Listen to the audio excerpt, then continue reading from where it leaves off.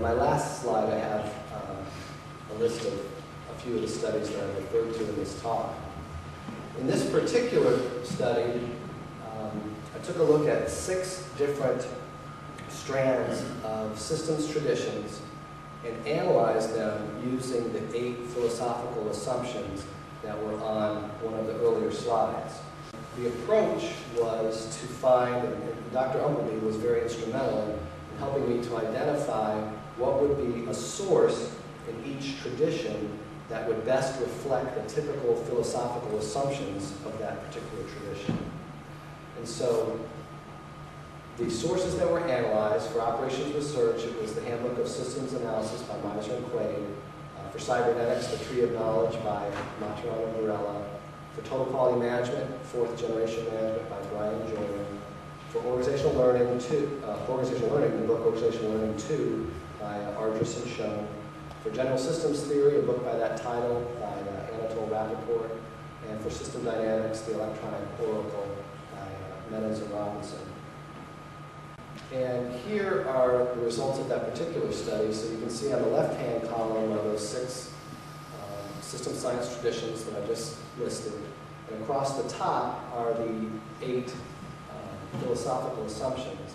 And I've put them in an order so that you can see that the first 4 assumptions were all commonly shared by all 6 of the traditions that were analyzed. So for example, all 6 took a holistic perspective. All 6 used as their unit of analysis the interaction rather than an entity. All 6 included the environment as part of the explanation.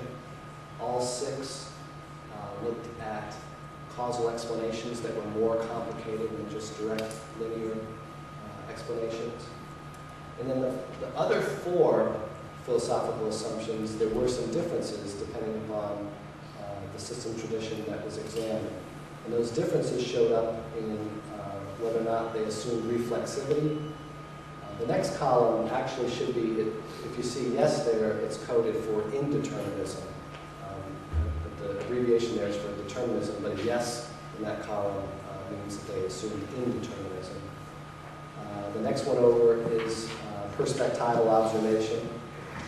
And the final column has to do with self-organization. And here are just a few examples. The previous one had the citation for that study and a few of the other studies that I mentioned in my talk.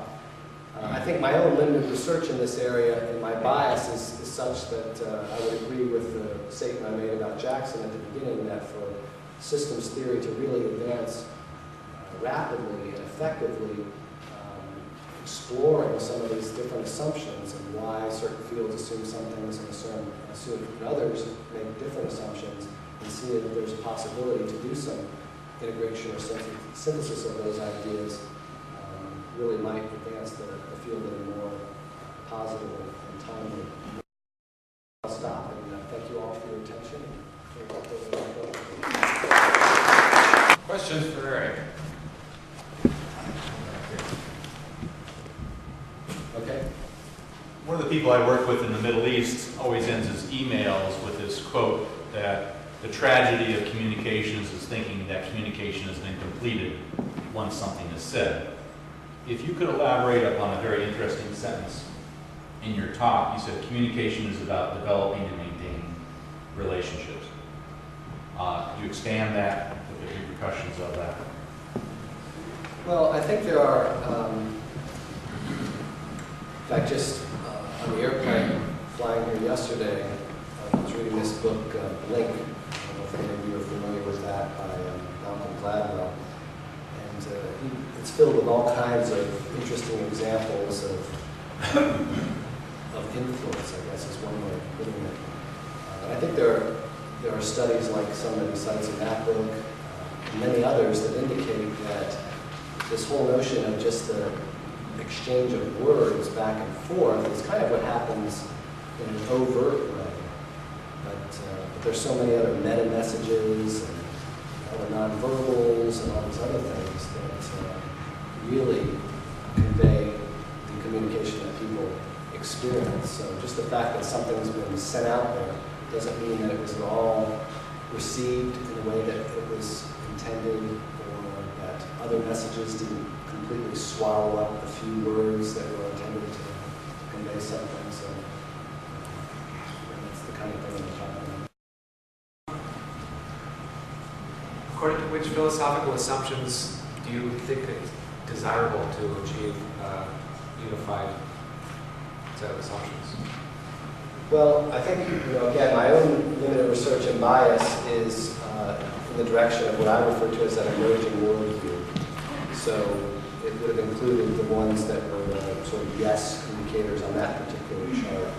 So I do find for explanations where I'm doing study within businesses that things like perspectival observation are more often insightful, looking at causal things other than direct and linear. In fact, I've published a paper on what I'd like to get rid of the whole term cause and effect.